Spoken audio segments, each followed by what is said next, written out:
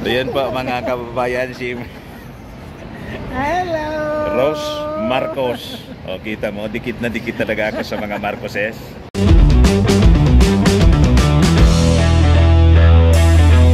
Hello po mga kababayan. Right now, nandito po tayo sa PAL Terminal 2 sa Philippine Airlines kasi pabalik na kami ni Missy sa Legazpi. Galing po sa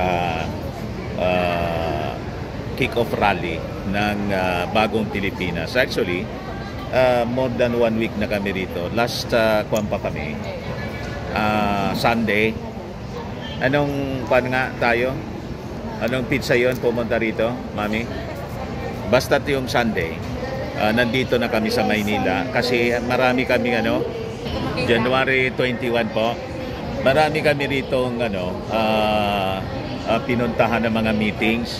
Pinatawag kasi kami ng Congress with the Speaker Martin Romualdez saka ni ng ating Pangulong Bongbong Marcos yung Presidential Communications Office para nga dito sa grand launching ng Bagong Pilipinas. Habang kami pa uwi, may isa pong ali biglang dumapit po sa akin, nagpa-picture ba naman na parang ako po ay isang celebrity na tulad ng aking look-alike na si Richard Gomez. Ikaw ano yan naman, Mr. Manabila, sumubra naman yung description mo sa sarili mo. Iyon nga po yung yun nga po yung dating ko dito sa aling ito. Then nagpakilala sa akin. You just imagine po, kasin pala po ito ni Apulacay, dating Pangulong Ferdinand Idralin Marcos. Yung parents ko. Hindi siyempre, yung tatay niya. Nag-security nga po pala, nagtrabaho as security ng dating Pangulong Apulacay. Talagang inilalapit ako sa mga Marcoses. Kita mo yung kapalaran. Although many times, ilang beses na ba tayo nakapagpa-picture-picture mami kay President Bongbong. Gusto ko siyang kumustahin kasi galing siyang Canada. Hello. Kumusta po kaya? Siya po si Rose Marcos. Hello. From taga Batak ka rin, tulad ng ni Apulacay? Yes, only my father from Batak, Ilocos Norte. And my mom from Bigan, Ilocos Sur. So, kadarating mo lang, yes, galing Canada. Yes. At dumating ka rito, 5 o'clock in the morning. Yes, that's right. Pagkatapos, naghahanap ka ng kakwentuhan. I know.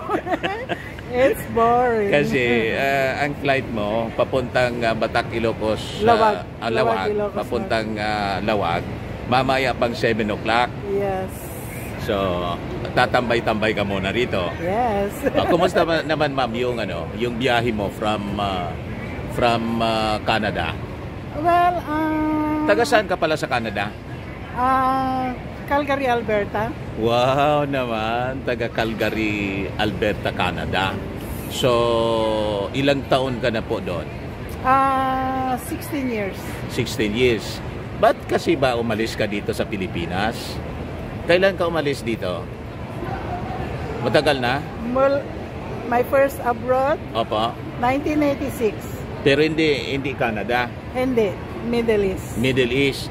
Kuwait. Tapos biglang lumipat kang Canada? No.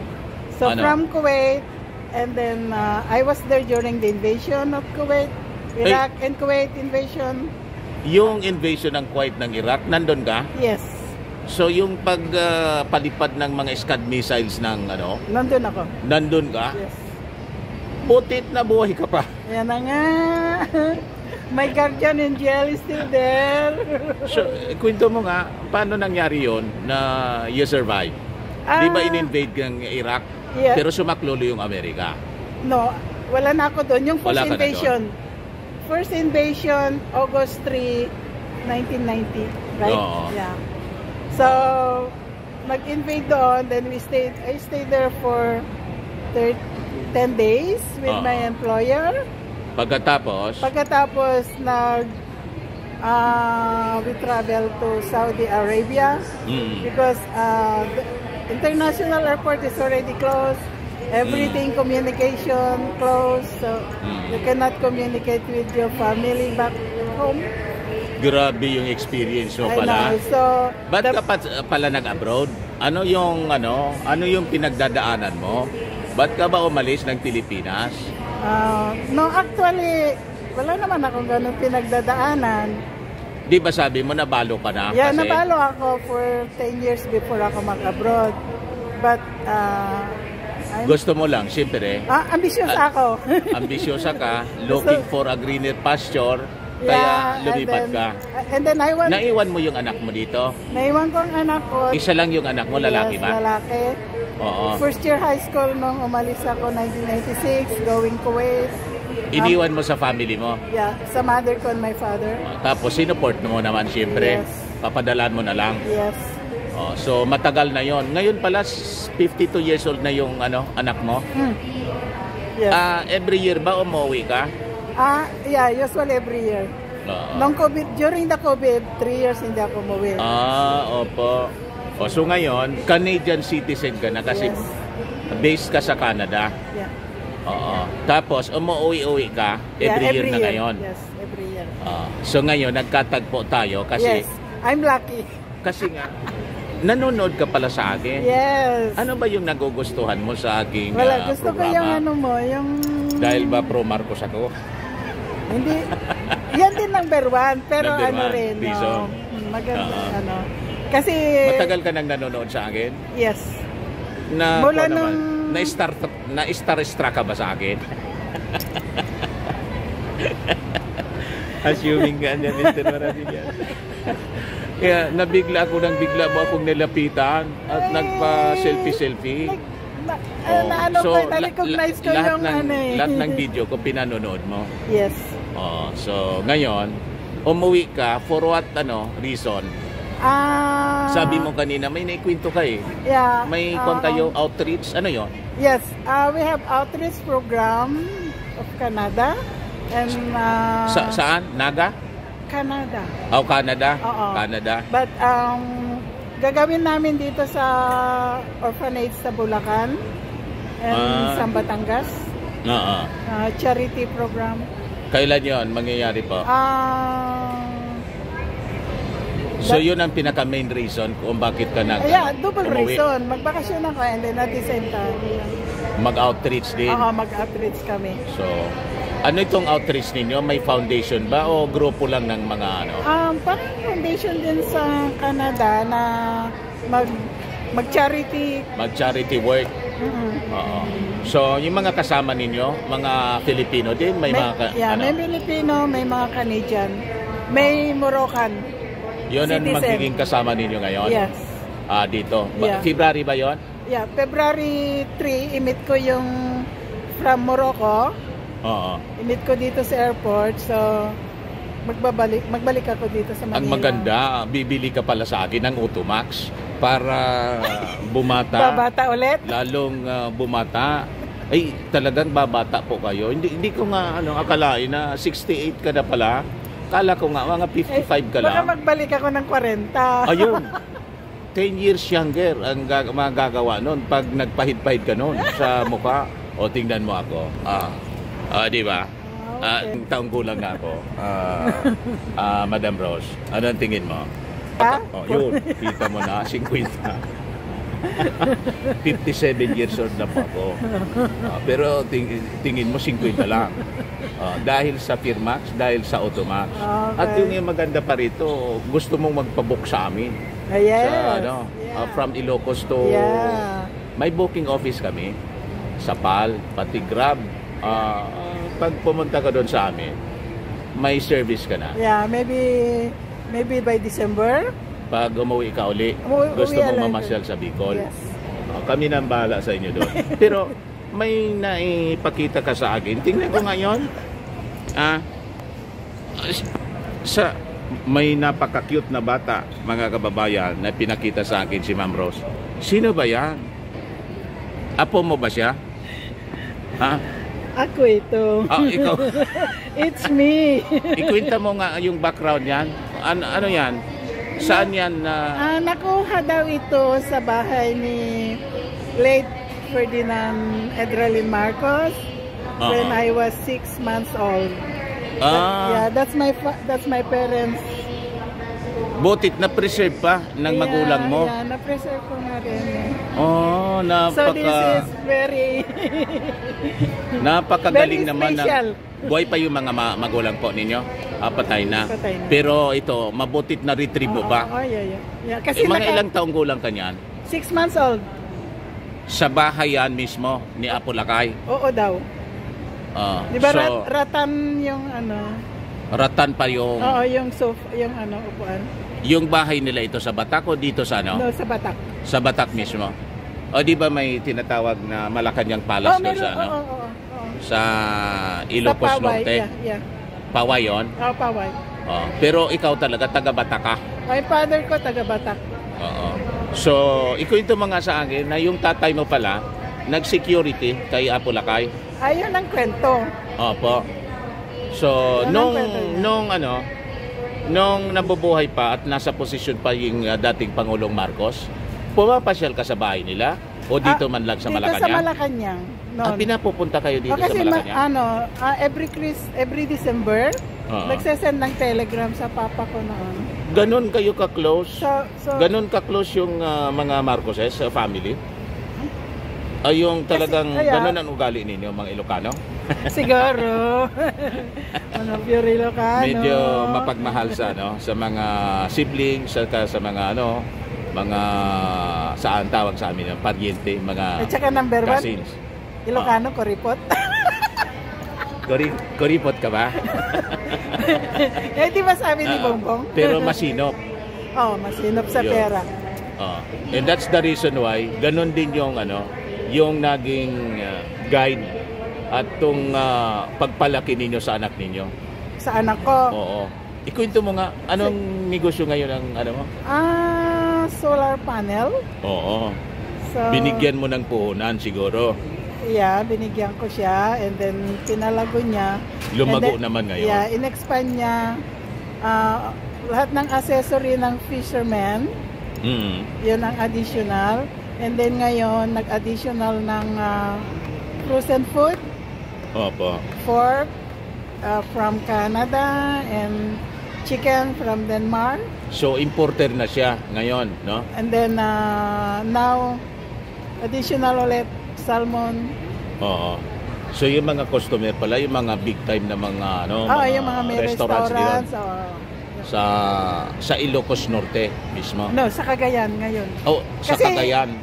Ang bahay ko sa Cagayan, di ba? Cagayan ka na. Kala ko, umuwi ka pa doon sa Batak? Hindi, wala na kayo sa Batak? Nasa Cagayan na kayo ngayon? Ang bahay ko nasa Cagayan. Nasa Cagayan na?